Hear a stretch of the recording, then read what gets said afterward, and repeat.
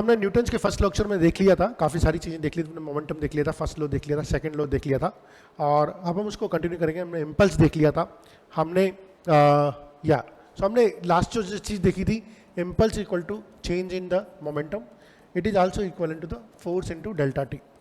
जो यहाँ पर फोर्स होगा वो एवरेज फोर्स होगा, ठीक है। ये हमने लास्ट चीज़ देख ली थी।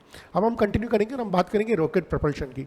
तो रॉकेट प्रपल्शन में क्या होता है, ये हमारा रॉकेट है, ठीक है, और ये ऊपर की तरफ जा रहा है वी रिलेटिव स्पीड से। ये जो वी रिलेटिव होती है, ये जो गैसेस बाहर निकाल रहा है विद रिस्पेक्ट टू रॉकेट, वो होता है ये वी रिलेटिव। हमने रिलेटिव वेलोसिटी को बहुत डिटेल में पढ़ा हुआ है।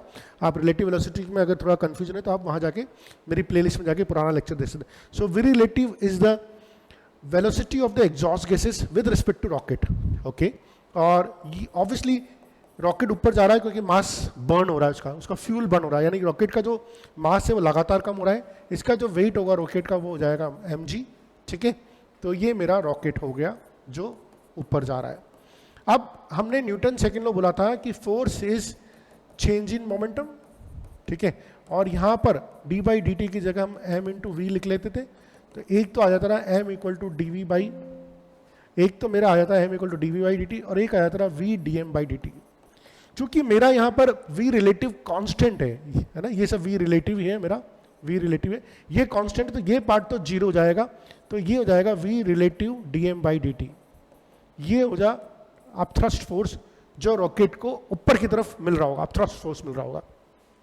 अब इसमें दो केसेस होते हैं। एक केस तो है कि जब ये कांस्टेंट वेलोसिटी से ट्रेवल कर रहा है, केस वन, जब ये कांस्टेंट वेलोसिटी से ट्रेवल कर रहा है, ठीक है, यानी इसमें कोई एक्सेलरेशन नहीं, यानी कि एक्सेलरेशन जीरो है, तो जितना अपथ्रस्ट फोर्स होगा उतना ही वेट नीचे की तरफ लग रहा होगा। तो मैं बोल सकता हूं v relative dm by D T should be equal to mg, ठीक है। और केस टू हो जाएगा अगर ये a एक्सेलरेशन से ऊपर की तरफ जा रहा होगा, अगर ये a एक्सेलरेशन से ऊपर की तरफ जा रहा होगा, तो इस केस में v relative dm by D T minus mg should be equal to ma। ये मेरा सेकेंड केस हो जाएगा, ठीक है। आइए देखते हैं। तो यहां पर मैंने पूरी चीजें, ये रॉकेट आपका जा रहा है, इसका मास है, ओके, इसका मास है m, और तो इसका वेट हो गया mg। ये v relative dm by D T से ऊपर की तरफ उसको अपथ्रस्ट फोर्स मिल रहा है। dm बाई डी टी हमारे फ्यूल की बर्निंग की रेट है, और जो v रिलेटिव है वो है एग्जॉस्ट गैस की विद रिस्पेक्ट टू रॉकेट, ठीक है। तो मैंने आपको बोला था केस वन, अगर रॉकेट एक्सेलरेट कर रहा है ऊपर की तरफ तो v relative dm by D T minus M G equal to M A, और रॉकेट अगर मूव कर रहा है कांस्टेंट वेलोसिटी से, अगर रॉकेट कांस्टेंट वेलोसिटी से मूव कर रहा है, इस केस में a इक्वल टू जीरो हो जाएगा, तो v relative dm by D T minus M G equal to zero, तो v relative dm by D T should be equal to M G, है ना। तो ये बहुत इंपॉर्टेंट है। आइए अब इसके ऊपर बेसिक हम कुछ सवाल करेंगे जो बहुत इजीली आपसे हो जाएंगे मेरे ख्याल से, ठीक है। हम इसके ऊपर बेसिस पे कुछ सवाल करेंगे। तो एक एग्जांपल है, एक 600 kg rocket is set for vertical firing, the exhaust speed of the gases is 1000 metre per second, ठीक ना। तो exhaust speed of the gases is 1000 metre per second, this is given with respect to rocket, then calculate the gas ejected per second to supply the thrust needed to overcome the weight of the rocket, ठीक है। अब हमें इसमें सिर्फ thrust को overcome करना है, ठीक है। तो हमें पहले देख लेते हैं क्या क्या दे रखा है। हमें v रिलेटिव दे रखा है 1000 मीटर पर सेकंड दे रखा है ना, एंड हमें दे रखा है क्या पूछा है, dm बाई डी टी पूछा है हमसे, क्या पूछा है, dm बाई डी टी पूछा है, mass of gas ejected per second to supply the thrust overcome rocket, ठीक है। और मास दे रखा है, रॉकेट का मास दे रखा है 600 kg। तो अभी हमने फॉर्मूला पढ़ा था v relative dm by D T minus M G equal to M A, ये हमने फॉर्मूला पढ़ा था, ठीक है। इसको सिर्फ ओवरकम करना है, यानी एक्सेलरेट नहीं करना, एक्सेलरेशन जीरो करना है। तो इस केस में v relative dm by D T should be equal to M G, ठीक है। तो v रिलेटिव दे रखा है हमें 1000, dm बाई डी टी पूछा है हमसे, मास दे रखा है 600 kg इंटू 9.8। सो इसको सॉल्व कर लेंगे हम, तो dm by D T should be equal to 600 into 9.8, या 10 ले लीजिए आपको जो देना है। सो दिस इज हाउ हम dm बाई डी टी निकाल सकते हैं, which will come in the kg per second, ठीक है, ओके। चलिए अब हम वापस चलते हैं और एक बार कुछ और बेसिक्स को हम रिवाइज करते हैं।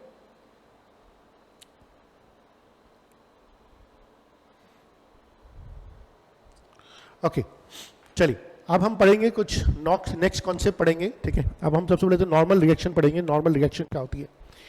देखिए, नॉर्मल रिएक्शन क्या होती है, जब भी हम किसी ऑब्जेक्ट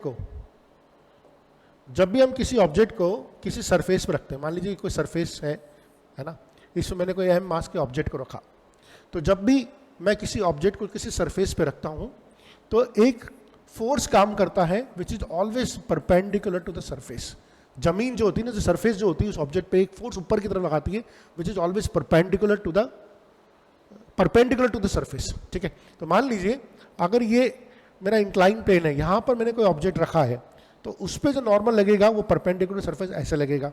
मान लीजिए ये कोई एग्जाम्पल है, यहाँ पर मैंने कोई स्फेरिकल बॉल रखी है, तो आप दो सरफेसेस के कांटेक्ट में, ये दो सरफेसेस के कांटेक्ट में दोनों सरफेस परपेंडिकुलर लगाएगी, ये लेट्स से कि n1 लगाएगी, ये लगाएगी n2, तो हमारा जो नॉर्मल होता है वो हमेशा परपेंडिकुलर टू द सरफेस होता है, ठीक है। ये बहुत इंपॉर्टेंट है, ये हमारे को फ्री बॉडी डायग्राम बनाने में काफ़ी हेल्प करेगा, ठीक है। ठीक है, ओके चलिए अब नेक्स्ट पार्ट देखते हैं। तो मेरे ख्याल से नॉर्मल रिएक्शन क्लियर हो गया होगा आपका, ठीक है। नॉर्मल रिएक्शन का मतलब क्या होता है। अब हम बात करेंगे कि हाँ, न्यूटन्स थर्ड लॉ के बारे में बात कर लेते हैं, ठीक है। What is Newton's third law? Newton's third law के बारे में बात कर लेते हैं। देखिए, न्यूटन थर्ड लॉ बोलता है कि for every action there is a equal and opposite reaction, ठीक है। This is what Newton's third law says, for every action there is a equal and opposite reaction. तो लेट्स से अगर ये दो मेरे पास m मास के, एक m1 और m2 मास के पार्टिकल हैं, ठीक है, इनके बीच में एक कोई फोर्स लेते हैं, मान लीजिए ग्रेविटेशन फोर्स ले लेते हैं। तो ग्रेविटेशन फोर्स हमेशा अट्रैक्टिव होता है, ये ग्रेविटेशन फोर्स इधर लग रहा होगा, ये इसको इधर पुल कर रहा होगा। तो ग्रेविटेशनल फोर्स दोनों एक दूसरे पे लग रहे होंगे, दोनों एक दूसरे पे लगा रहे होंगे, तो इस पे जो ग्रेविटेशनल फोर्स लग रहा है उसको बोल सकते हैं F12, यानी force on one due to two, this will be, हालांकि अभी हमारे काम करने आती है जी m1 m2 upon r square हो जाएगा, ठीक है। तो ओके, इसको ऐसे कर लेते हैं, ओके। इस पे जो फोर्स लग रहा होगा वो F1 force on one due to two F12 लग रहा होगा, और इस पे जो फोर्स लग रहा होगा वो लग रहा होगा force on due to one, ठीक है। और दोनों के दोनों बराबर होंगे, लेकिन इनकी डायरेक्शन जो होगी वो अपोजिट होगी। तो this is Newton's third law which says for every action there is equal and opposite reaction. एक और चीज है, ये हमेशा पेयर में आते हैं, ठीक है, हमेशा पेयर में आते हैं, ये इंपॉर्टेंट है, हमेशा ये पेयर में आते हैं, और ये कभी भी एक ऑब्जेक्ट पर नहीं लगते हैं, ये डिफरेंट ऑब्जेक्ट्स पे लगते हैं। They applied on the different objects, एक पेयर पे नहीं लगते, एक पार्टिकल पे नहीं लगते, हमेशा ये डिफरेंट ऑब्जेक्ट्स पे लगते हैं। ये हमें बेसिक चीजें हैं जो हमें पता होनी चाहिए। और आइए अपन समझते हैं कि अपन अब एफबीडी को ड्रॉ करने की बात करते हैं कि एफबीडी कैसे ड्रॉ करते हैं, ठीक है। अब हम सीखेंगे एफबीडी ड्रॉ करना। तो सबसे इंपॉर्टेंट चीज़ है, हमें एनएलएम के सवाल करने में एफबीडी ड्रॉ करना आना ही चाहिए, ठीक है। तो ये एक सरफेस है, ठीक है, और एफबीडी ड्रॉ करने से पहले मैं एक और बात करूँगा कि ये अगर कोई सरफेस है, इस पर कोई ऑब्जेक्ट रखा हुआ है, m मास का ऑब्जेक्ट रखा हुआ है, ठीक है। अब m मास का जो ऑब्जेक्ट रखा हुआ है, इस पर अगर मुझे फोर्सेस बनाने होंगे, क्या क्या फोर्सेस बनाएंगे। देखिए, इस पे एक तो सरफेस जो होगी नॉर्मल लगाएगी which is always perpendicular to the surface, और एक इस ऑब्जेक्ट पे ग्रेविटी नीचे की तरफ पुल कर रही होगी, ग्रेविटी नीचे की तरफ पुल रहा है, अर्थ का जो जी है वो नीचे की तरफ इसको पुल कर रहा होगा, अर्थ का ग्रेविटी नीचे की तरफ पुल कर रहा होगा। क्योंकि ये ऑब्जेक्ट है ना रेस्ट में है, यानी कि ये इस पे जो है नेट फोर्स जीरो है, इसलिए मैं बोल सकता हूँ, वैसे मैं बोलूँगा अगर टोटल दोनों फोर्सेस की बात करूँगा तो हमें मालूम है कि अगर इक्विलिब्रियम है तो टोटल फोर्सेस का जो सम होता है वो जीरो होता है, ठीक है। मैं बोल सकता हूँ n plus M G is equal to zero, the vector sum of the forces is zero, और यहीं से मैं रिजल्ट ड्रॉ कर सकता हूँ। अगर मैग्नीट्यूड की बात करूँगा तो n equal to M G. तो आप वेक्टर सम नहीं समझ भी पा रहे हो तो कोई दिक्कत नहीं, आपको सिर्फ सिंपल से याद रखना है n equal to M G. तो जितना नॉर्मल लग रहा होगा वो एम जी को बैलेंस कर रहा होगा, ठीक है। So I hope this is clear, ठीक है। अब हम बात करते हैं एफबीडी की, कैसे एफबीडी ड्रॉ करते हैं, ठीक है। और देखिए, अगर ये दो ऑब्जेक्ट्स हैं मेरे, ठीक है, लेट्स से ये m1 ऑब्जेक्ट है और ये m2 ऑब्जेक्ट है, और इस पे कोई फोर्स लग रहा है F, ठीक है, और ये किसी सरफेस पे रखे हुए हैं, ये किसी सरफेस पे रखे हुए हैं। अगर अब मुझे इन सारे ऑब्जेक्ट्स पे लगने वाले एफबीडी की बात करनी है या इसको रिजॉल्व करना है, इनका एक्सेलरेशन निकालना है, इनके बीच में कौन कौन सी कॉन्टैक्ट फोर्सेज लग रही है वो निकालनी है, तो सबसे पहले इंपॉर्टेंट चीज़ होता है कि मुझे एफबीडी बनाना आना चाहिए। और एफबीडी बनाने आने में हम ऑब्जेक्ट को सेपरेटली ड्रॉ कर लेते हैं, उस पर जितने भी फोर्सेज हैं उन सबको मार्किंग कर देते हैं और फिर हम आगे की प्रोसेस करते हैं। तो सबसे पहले जो मेरा m1 नाम का ऑब्जेक्ट है इसको मैंने अलग कर लिया, इसी तरह से मैंने m2 नाम के ऑब्जेक्ट को भी अलग कर लिया। अब मैं देखूंगा इनमें के बीच में कौन कौन से फोर्सेज लग रहे हैं। देखिए m1 पे लग रहा है F, m1 पे F लग रहा है, क्या m2 पे F लग रहा है? नहीं लग रहा, F सिर्फ लग रहा है m1 पे, ठीक है। अच्छा, m1 पे m1g अर्थ की वजह से नीचे की तरफ लग रहा होगा, और ये जो सरफेस है ये ऊपर लगा रही होगी एक नॉर्मल फोर्स जिसको बोल सकते हैं अपन n1, ठीक है। अब एक और अभी फोर्स है उसके बाद में बात करूंगा। m2 पे लग रहा होगा m2g ग्रेविटी की वजह से, और m2 पे एक नॉर्मल ऊपर की तरफ लग रहा होगा जिसको बोल सकते हैं n। अच्छा, हमने बोला था कि नॉर्मल जो लगता है वो कॉन्टैक्ट सरफेस की वजह से लगता है और वो हमेशा सरफेस के परपेंडिकुलर होता है। तो जो कॉन्टैक्ट हो रहा है इस ऑब्जेक्ट का वो यहां पर भी कॉन्टैक्ट हो रहा है और यहां पर भी कॉन्टैक्ट हो रहा है।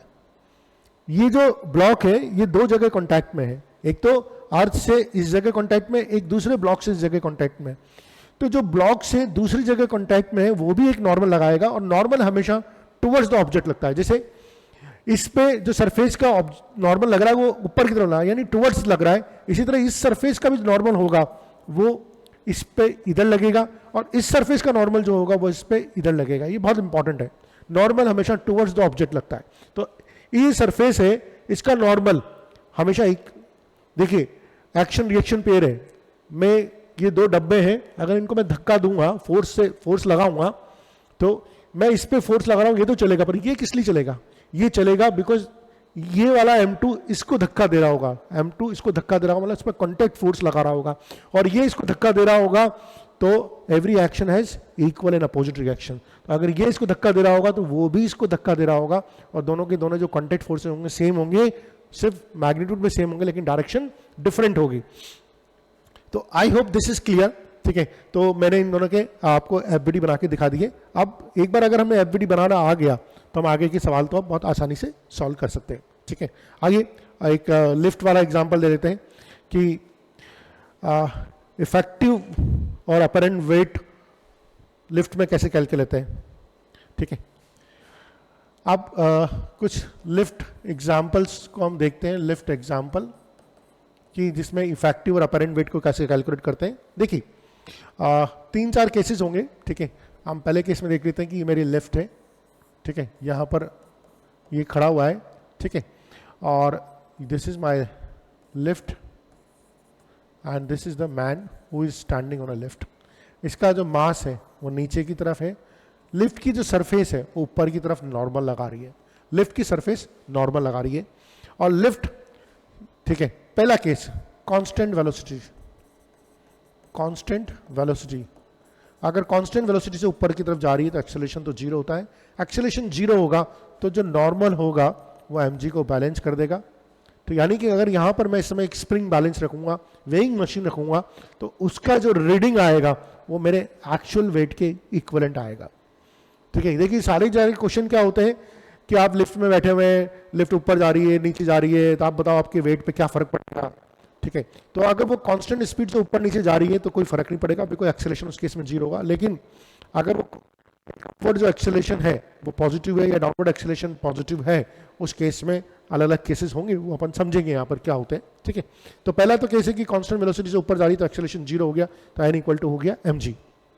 सेकेंड केस है कि ये a एक्सेलरेशन से ऊपर जा रही है, ए एक्सेलरेशन से ऊपर जा रही है। अब अगर ए एक्सेलरेशन से ऊपर जा रही है, जो नॉर्मल होता है ना वो हमारी वेट की रीडिंग देता है। नॉर्मल जो होता है, जब हम वेइंग बैलेंस बैठते हैं, खड़े होते हैं, तो वेट mg हमारा नीचे लग रहा होता है, और नॉर्मल जो होता है वो वेइंग मशीन ऊपर की तरफ लगा रही होती है। और चूंकि अगर हम रेस्ट में हैं तो जो नॉर्मल होता है वही तो हमारा वेट होता है। तो अगर मेरा नॉर्मल चेंज हो जाता है किसी भी वजह से तो मेरा वेट भी चेंज हो जाता है, पर मेरा एक्चुअल वेट तो चेंज होता नहीं है। जो चेंज होता है वो तो मेरा अपरेंट वेट होता है।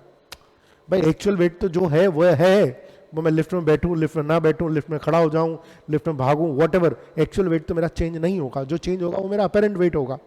ठीक है, तो अगर मेरा लिफ्ट ए एक्सेलरेशन से ऊपर जा रही है, इस केस में क्या होगा, अगर ए एक्सेलरेशन से ऊपर जा रही है तो नॉर्मल ज़्यादा होगा, और normal minus M g will be equal to M a, या बोल सकते हैं normal equal to m into g plus a. ये बहुत इंपॉर्टेंट है, यानी कि अगर ए एक्सेलरेशन से ऊपर जो लिफ्ट जा रही है तो मेरा अपेरेंट वेट बढ़ जाएगा, मेरा अपेरेंट वेट बढ़ जाएगा। ठीक है, और थर्ड केस होता है अगर लिफ्ट ए एक्सेलरेशन से नीचे जा रही है, अगर लिफ्ट ए एक्सेलरेशन से नीचे जा रही है, इस केस में मेरा जो एम जी होगा, M G minus N should be equal to M A, so N equal to जाएगा एम जी माइनस ए, यानी कि अगर लिफ्ट ए एक्सेलरेशन से नीचे जा रही है, इस केस में मेरा अपेरेंट वेट घट जाएगा। तो ये हमारे कुछ केसेस होते हैं, और एक और कुछ फोर्थ स्पेशल केसेस होते हैं। स्पेशल केसेस बोल सकते हैं हम उसको कि लिफ्ट ये डाउनवर्ड एक्सेलरेशन के लिए, जो स्पेशल केस है उसको हम डाउनवर्ड एक्सेलरेशन कह रहे हैं, कि अगर एक्सेलरेशन जी के बराबर हो जाए, कई बार होता है ना लिफ्ट का तार ही टूट गया, कई बार आप इंसिडेंट सुनते हो कि लिफ्ट के तार टूट जाते हैं। ठीक है, कई बार लिफ्ट में खराब है, लिफ्ट का तार टूट जाता है। अब मान लीजिए 15 फ्लोर पे लिफ्ट का तार टूट गया, तो जो लिफ्ट के अंदर जो लोग बैठे हैं वो किस तरह की सिचुएशन को फील करेंगे वो हम समझेंगे। हालांकि उसमें जो बड़ी डेंजरस सिचुएशन होती है, ऑब्वियसली जब लिफ्ट का तार टूट गया तो लिफ्ट नीचे जाके गिरेगी, बिल्कुल टकराएगी, है ना। लेकिन बहुत सारे केसेस में ऐसा आगे देखा गया है कि वो टकराने से पहले ही वो जो कंडीशन होती है, इतनी पैनिक वाली कंडीशन होती है कि लोगों की डेथ हो जाती है, इसमें हार्ट अटैक की वजह से लोगों की डेथ हो जाती है टकराने से पहले ही, क्योंकि वो कंडीशन इतनी खतरनाक है। अभी आप समझेंगे क्या खतरनाक है। इस केस में नॉर्मल क्या हो जाएगा, एन इक्वल टू जाता है एम जी माइनस ए, अगर ए इक्वल टू जी हो गया तो एन इक्वल टू जीरो आ गया, यानी कि नॉर्मल इस समय जीरो हो जाएगा। नॉर्मल जीरो होने का मतलब है आपकी वेटलेसनेस की कंडीशन आएगी, आपका वेट ही जीरो जाएगा, अपेरेंट वेट ही जीरो जाएगा, यानी अपेरेंट वेट आपका वेटलेसनेस की कंडीशन आ जाएगी। तो ये बड़ा पैनिक वाली कंडीशन होती है। और एक और केस होता है कि अगर ए की वैल्यू जी से भी बड़ी होगी, ए की वैल्यू अगर जी से बड़ी होगी, इसका मतलब है कि नॉर्मली नेगेटिव हो गया। नॉर्मल नेगेटिव मतलब होने का मतलब है इस समय आप जमीन लिफ्ट के फर्श पर नहीं रहोगे, आप सीलिंग से जाके चिपक जाओगे, सीलिंग के जाके स्टिक कर लोगे। तो ये 3-4 जो केसेस हैं मैंने आपसे इसको डिस्कस किए, ये लिफ्ट एग्जाम्पल है। बाकी इस पे जो सवाल बनते हैं बहुत सिंपल बनते हैं, कोई दिक्कत वाली बात नहीं। आइए एक और देखते हैं, बर्ड केज की प्रॉब्लम्स भी होती है। बर्ड केज की प्रॉब्लम्स भी होती है। देखिए बर्ड केज में क्या होता है, इसमें भी 2 तरह के केसेस होते हैं। हम पहले तो एयर टाइट केज लेते हैं, एयर टाइट केज लेते हैं। एयर टाइट केज ऐसे लेते हैं, ये टाइट केज है। ठीक है, मैं थोड़ा सा चेंज कर देता हूँ। ठीक है, ये एयर टाइट केज है। ठीक है, और इसमें मैं एक पिजन बना देता हूँ, लेट्स से कि एक पिजन बना देता हूँ।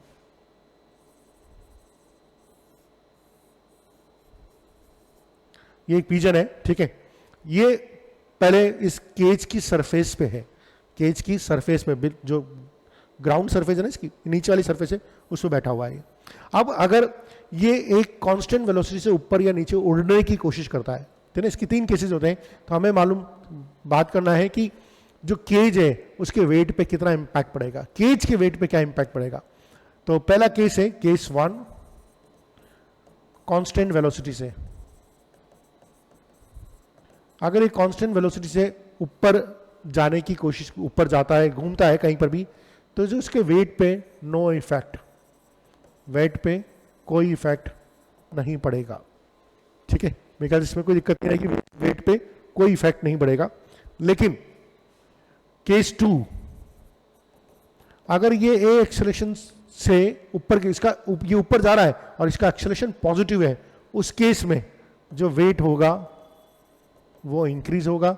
और केस 3, अगर इसका ऊपर जाने का जो एक्सेलरेशन है वो रिटार्डेशन है, नेगेटिव एक्सेलरेशन है, उस केस में जो वेट होगा वो हमारा डिक्रीज होगा। तो ये एक केस और है। और इसमें भी एक और केस आता है कि अगर ये एयर टाइट नहीं हो के वायर हो, वायर केज हो, वायर केस का मतलब है उसमें से हवा आराम से आगे निकल सकती है, वायर केस हो, उस केस में अगर बर्ड फ्लाई करता है, किसी भी केस में, acceleration upward, acceleration positive, acceleration negative, है ना, हर केस में जो वेट होगा वो रिड्यूस ही होगा। थोड़ा इमेजिन करके देखिए, अगर आपने कभी तोते को पिंजरे में देखा हो, तोता तक पिंजरे की सरफेस पे बैठा हुआ है, तो अगर हम उसका वेट लेंगे तो उसमें तोते का भी मास आएगा। लेकिन अगर तोता ऊपर उड़ेगा तो क्या होगा, सिर्फ पिंजरे का ही मास आएगा। वेट मेजर करेंगे, तोते का मास नहीं आएगा, इसलिए हर केस में वेट को हम डिक्रीज ही मानेंगे।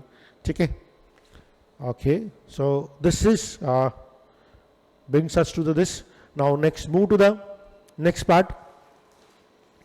नेक्स्ट पार्ट है motion of bodies in contact. तो motion of bodies in contact को हम पढ़ेंगे, मोशन,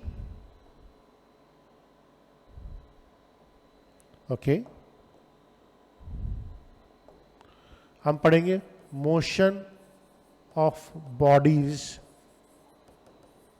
इन कॉन्टैक्ट। तो पहले दो इन सब बॉडीज को कैसे सॉल्व करते हैं, इस तरह के क्वेश्चन को कैसे सॉल्व करते हैं हम समझेंगे। तो ये मेरी एक सरफेस है, इस पे दो ब्लॉक्स रखे हुए हैं, एक M1 ब्लॉक रखा हुआ है, एक M2 ब्लॉक रखा हुआ है। क्या मैं इस पे ऐसे फोर्स लगा सकता हूँ? सोचिए एक बार, ऐसे फोर्स लगा सकता हूँ मैं इस पे? ऐसे फोर्स लगाऊंगा तो क्या होगा, सिर्फ M1 मूव करेगा, M2 तो मूव ही नहीं करेगा।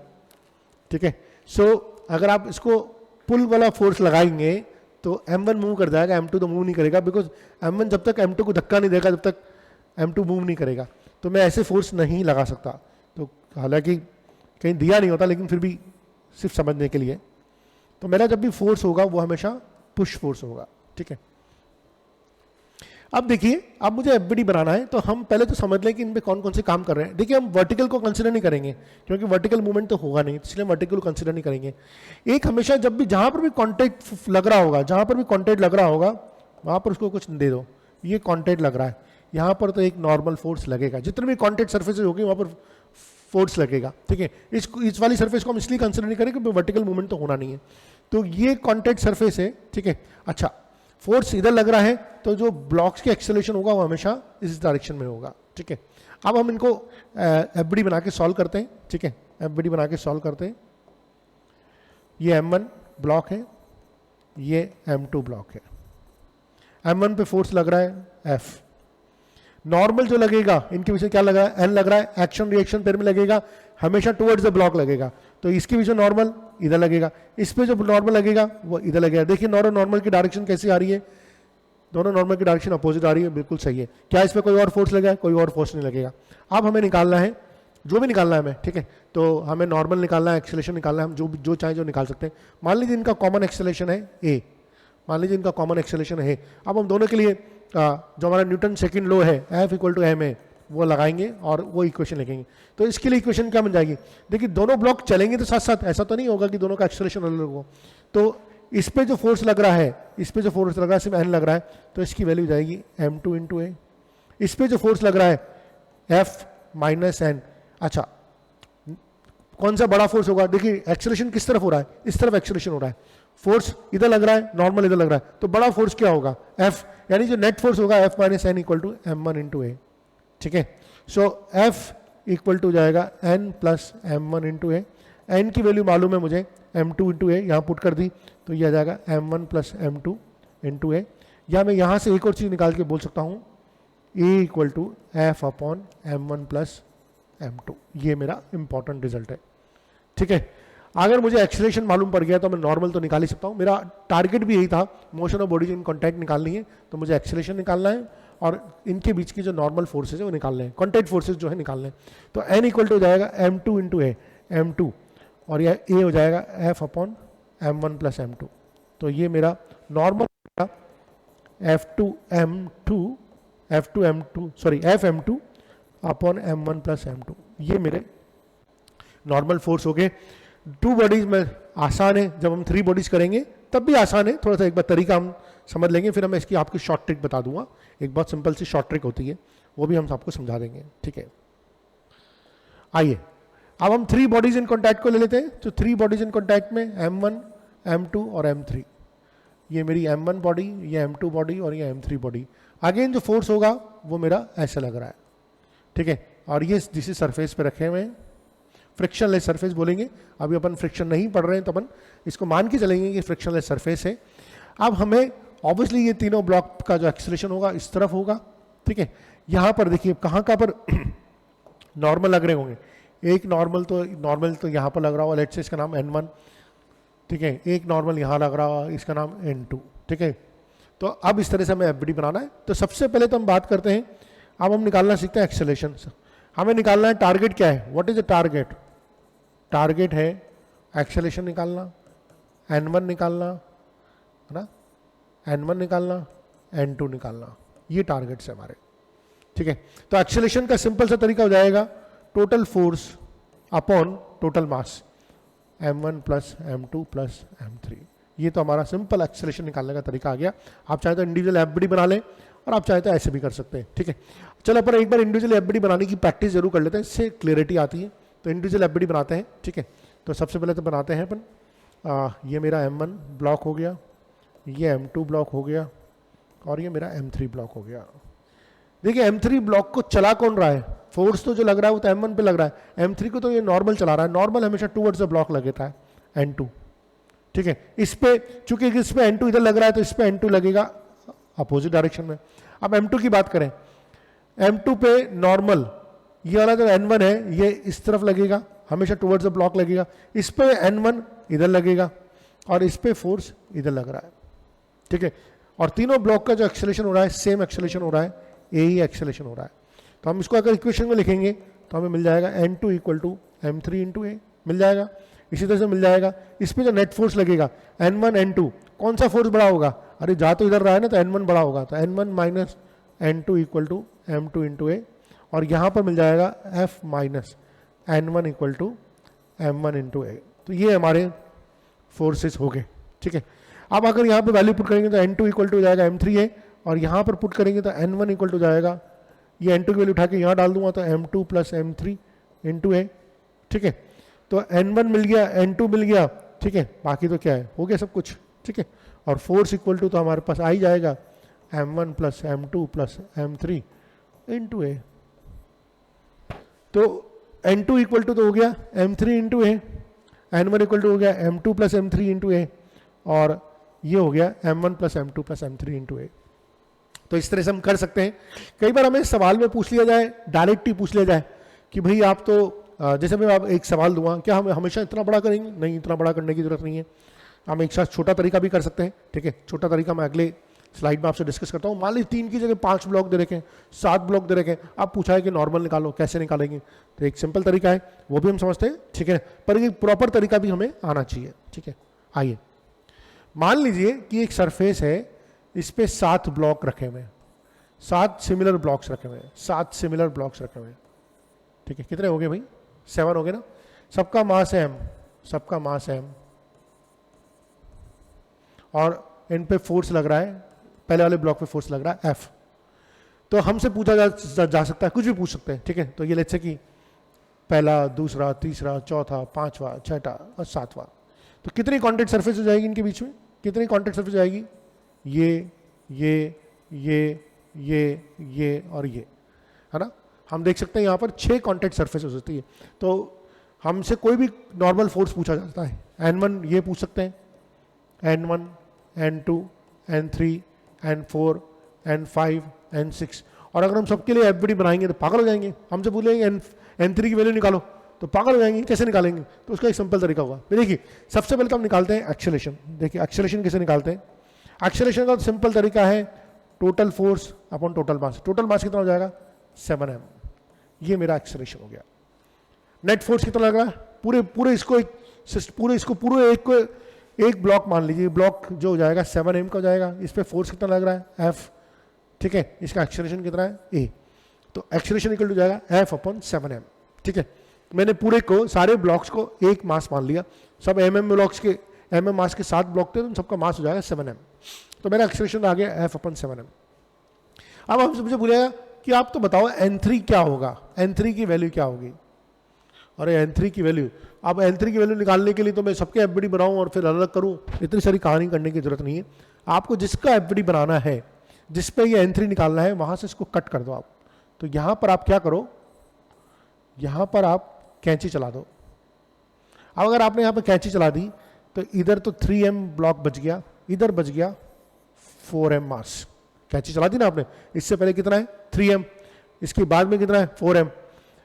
अब यहां पर तो लग रहा है फोर्स लग रहा है F। अब इन 3m और 4m के बीच का नॉर्मल निकालना है अपन को, ठीक है। तो नॉर्मल जो होगा वो हमेशा टूवर्ड्स द बॉडी होगा, तो इधर तो ये नॉर्मल इधर लग रहा होगा, इधर ये नॉर्मल इधर लग रहा होगा। मेरे ख्याल से बहुत आसान है। अब आप इस इक्वेशन से भी निकाल सकते हैं, इस इक्वेशन से भी निकाल सकते हैं। हमें एक्सेलरेशन तो मालूम ही है, एक्सेलरेशन मालूम है F/7m है, तो ये इक्वेशन इससे निकालना बहुत आसान है क्योंकि इसमें एक ही फोर्स लग रहा है। तो N इक्वल टू हो जाएगा 4m into A net force equal to mass into acceleration. इसका मास कितना है 4m और एक्सेलरेशन कितना है a 4m। a की वैल्यू कितनी है F/7m। m से m कट गया, ये हो गया नॉर्मल जो हो गया 4F/7। तो आप देख सकते हैं कि 4F/7 का नॉर्मल कहां लग रहा है, इन तीनों चार के बीच में। अच्छा, आपसे बोलिए जाए N6 निकालो भाई, आप तो N6 निकाल के दिखाओ। आप N6 निकाल लेते हैं। अब N6 का मतलब है कि जो मेरी कैंची चलेगी वो यहां पर चलेगी, यहां पर मैंने कैंची चला दी। अगर मैंने यहां पर कैंची चला दी तो इधर मेरे पास कितने ब्लॉक बच गए 6m के, यहां पर कितने ब्लॉक बच गए m का। इस पे फोर्स कितना लग रहा है F, इस पे इस बार नॉर्मल N6 इधर लग रहा है, इस पे नॉर्मल N6 इधर लग रहा है। अब N6 निकालना है तो N6 इक्वल टू, तो बहुत सिंपल हो गया, मास इंटू एक्सेलरेशन। एक ही ब्लॉक है और एक्सेलरेशन की वैल्यू कितनी होगी F/7m। F/7m ये कट गया तो मेरा जो N6 हो गया वो हो गया F/7। तो आप देख सकते हैं जैसे जैसे आगे की तरफ जाता जा रहा हूं मैं, 4 से आगे की तरफ जाता जा रहा हूं, मेरा नॉर्मल कम होता जा रहा है, मेरा नॉर्मल कम होता जा रहा है। इसके पीछे सिंपल लॉजिक है, इसको इन सबको धक्का देने के लिए नॉर्मल ज़्यादा चाहिए होगा, इस ब्लॉक को इन बाकी 5 ब्लॉक को धक्का देने के लिए नॉर्मल कम चाहिए होगा, इसी तरह इस ब्लॉक को धक्का देने के लिए नॉर्मल कम चाहिए होगा। इसलिए आप 4 से जब दूर जाते जाते हैं तो आपका नॉर्मल कम होता जाता है। So this is how we can solve the questions, ठीक है। तो मेरे ख्याल से इसमें कोई प्रॉब्लम नहीं होगी, ठीक है। Motion of bodies. आइए कुछ सवाल देख लेते हैं, हमारे पास कुछ सवाल होंगे तो हम सवाल ले लेंगे, ठीक है। Let's take a few questions. Okay, तो consider box of mass 10 kg resting on horizontal table and accelerate due to gravity is to be 10 metre per second square, ठीक है। तो एक टेबल पे एक बॉक्स रखा हुआ है, उसका मास है 10 kg, ओके। हॉरिजॉन्टल टेबल पे है, ग्रेविटी जो लग रही है वो नीचे की तरफ लग रही है, ठीक है। mg नीचे की तरफ लग रहा है इस पे, और ऑब्वियसली नॉर्मल ऊपर की तरफ लग रहा होगा। Draw the free body diagram of the box. तो हमने फ्री बॉडी डायग्राम ड्रॉ कर दिया, इसका n ऊपर की तरफ लग रहा है, mg नीचे लग रहा है, नीचे तरफ लग रहा है। तो पहला पार्ट तो हो गया। Find the value of the force exerted by the table on the box. Find the value of the force exerted by the table on the box.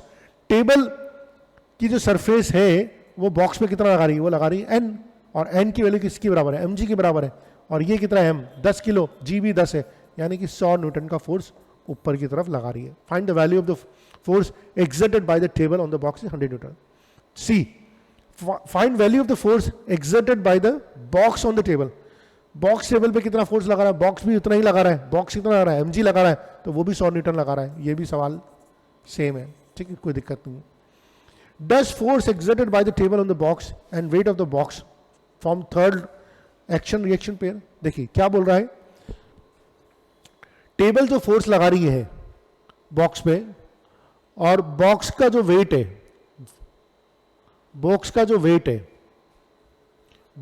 Wait है वो एक्शन रिएक्शन पेयर बना रहा है, ठीक है। देखिए एक्शन रिएक्शन पेयर जो बनता है ना, force exerted bye table on the box, force exerted bye table on the box normal है, ठीक है, and wait of the box form third layer. देखिए वेट ऑफ द जो बॉक्स है वो टेबल पे नहीं लग रहा, वो लग रहा है, वो ग्रेविटी की वजह से लग रहा है, नीचे की तरफ लग रहा है। तो एक्शन रिएक्शन पेयर तब बन रहा है जब सेम फोर्स होता है, लेकिन वो every action has got equal and opposite reaction और डिफरेंट बॉडीज बनता है। सो इसका आंसर आ जाएगा no, it does not form action reaction pair. Okay, अगला सवाल देखते हैं। Okay, 2 blocks of mass 2 kg and 5 kg are in contact on a frictionless table. Okay, a horizontal force 35 Newton is applied to M. Find the force of contact between the blocks. Will the force of contact remain same if it is applied to M? Okay, very good. तो ये एक block है M मास का, ये दूसरा block है capital M मास का, ठीक है। मैं इसको दोबारा कर लेता हूँ, ज़्यादा अच्छा हो जाएगा।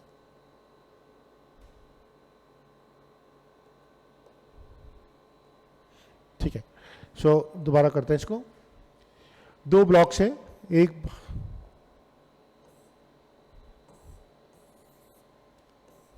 ये दो ब्लॉक्स हैं, एक का मास है 2 किलो, एक का मास है 5 kg। ठीक है, फ्रिक्शनलेस टेबल पर रखे हुए हैं, तो लेट्स से के surface frictionless.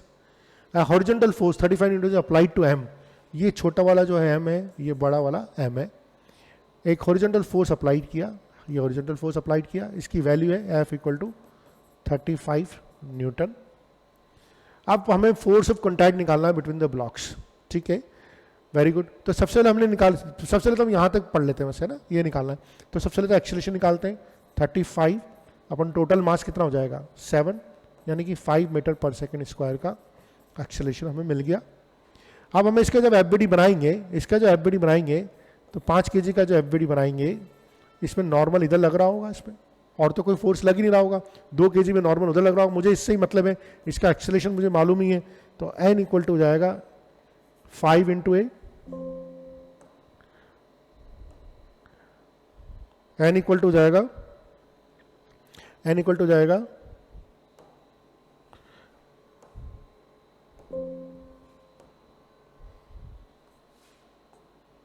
Just a minute,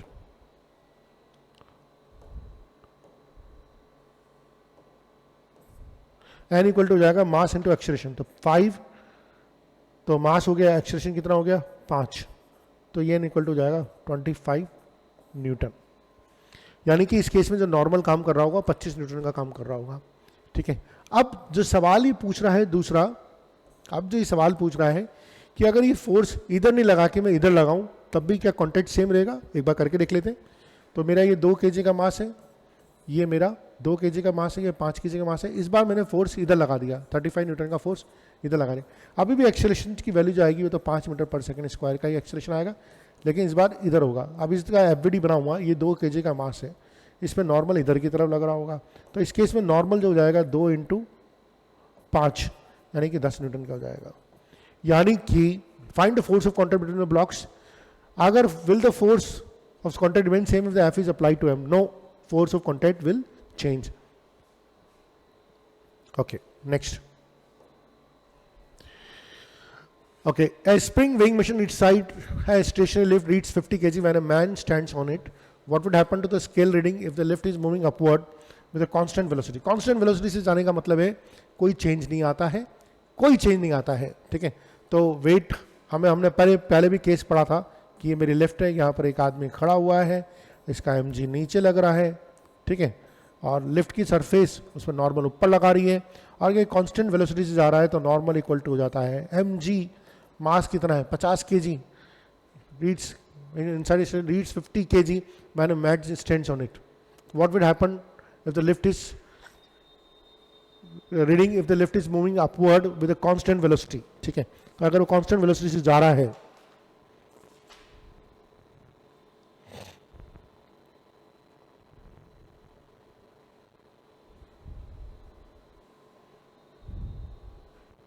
ठीक है, तो इसकी रीडिंग अगर ये कांस्टेंट वेलोसिटी से जा रहा है, तो अगर ये चूंकि जो मैंने रीडिंग दी हुई है, स्प्रिंग बैलेंस की रीडिंग दी हुई है, तो स्प्रिंग बैलेंस की जो रीडिंग होगी वो सेम की सेम रहेगी।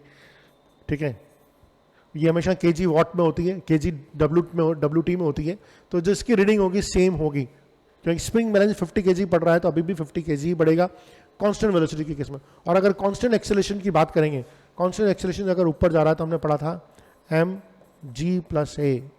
ठीक है, mg प्लस a, इसमें अगर mg बाहर ले लेता हूं तो 1 plus a by g, 1 plus a by g, और mg की जो वैल्यू है, mg की वैल्यू जो होगी वो तो हो जाएगी 50 इंटू a प्लस जी, और इतना kg आपकी नॉर्मल की रीडिंग होगी अगर ये कांस्टेंट एक्सेलरेशन से ऊपर की तरफ, कांस्टेंट एक्सेलरेशन अगर ये ऊपर की तरफ जा रहा है। ठीक है, do we have another questions? Okay, let's see, अगर कुछ और क्वेश्चन हो तो बस, ये भी एक क्वेश्चन है। तो 3 blocks of masses 1 kg, 1.5 kg and 2 kg are in contact with each other on a frictionless surface as shown in the figure. Find horizontal force F needed to push the block as a single unit with the acceleration of 4 meter per second square. Resultant force on each block, and magnitude of contact forces between the blocks. Very good. तो 3 blocks हैं हमारे पास, ये M1, M2 और M2, M3, इसका मास है 1 kg, इसका मास है 1.5 kg, इसका मास है 2 kg, ठीक है। Are in contact with each other frictional surface shown in the figure, find the horizontal force F needed to push the block as a single unit. तो मान लीजिए मैं F जो लगा रहा हूँ ऐसे लगा रहा हूँ, मुझे उसकी वैल्यू पूछिए ताकि मैं इनको एक्सेलरेशन दे सकूँ 4 मीटर पर सेकंड का स्क्वायर। तो F इक्वल टू होता है m इंटू ए। तो टोटल जो F चाहिए मुझे, मास हो गया 3 kg एंड 4.5 kg मास हो गया, एक्सेलरेशन हो गया 4 मीटर पर सेकंड स्क्वायर। तो 4 इंटू 4.5 हो गया 18 न्यूटन का फोर्स चाहिए होगा अगर मुझे इनको मूव कराना है, ठीक है। आई नीड 18 न्यूटन फोर्स, ठीक है, पहली चीज़ तो होगी। सेकंड पार्ट था resultant force on each block. अगर रिजल्टेंट फोर्स निकालना है मुझे ईच ब्लॉक में तो निकाल सकता हूँ मैं एफबीडी बना के। तो 1 kg का एफबीडी, 2 kg का 1.5 kg का एफबीडी और 2 kg का एफबीडी, ये बना के इधर इस पर F1 लग रहा है।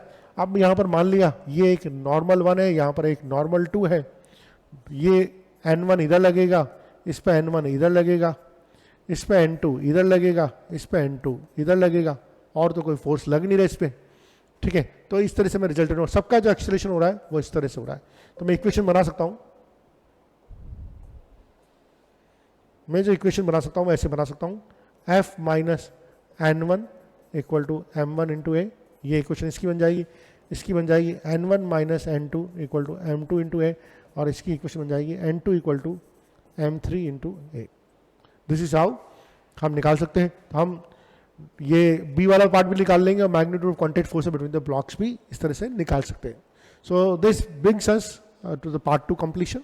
आपका जो भी फीडबैक है जरूर दीजिएगा and will try to work upon it. धन्यवाद, थैंक यू।